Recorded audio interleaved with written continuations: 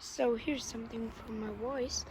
I am selling this robot vacuum from iRobot. It's I guess the E5 series. Thanks. Yeah, it's a pretty new one. It sounds like this when you start it, and yeah. Move Roomba to a new location. Then press clean to restart. The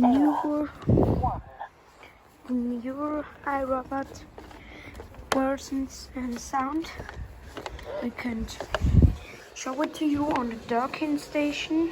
So away broken Roomba 531 that is not loading, and hello Roomba E5 for short time.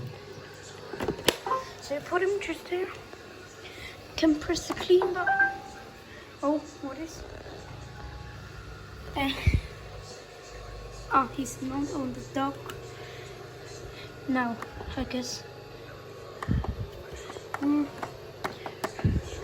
I guess we need to wait a little bit.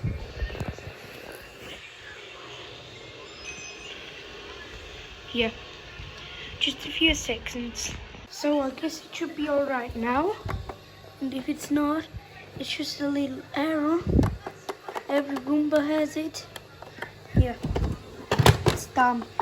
Most likely it's if you don't have much charts up here. He's working. He's cleaning. Oh yeah, here's not charged. She needs some battery. Yeah, battery's in there. She needs to charge. This is the problem. Needs to charge. Come on, dog. Not to the camera. Wait, click on stop. And do to the dog and click on the home button. Yeah, now you can go to the dog.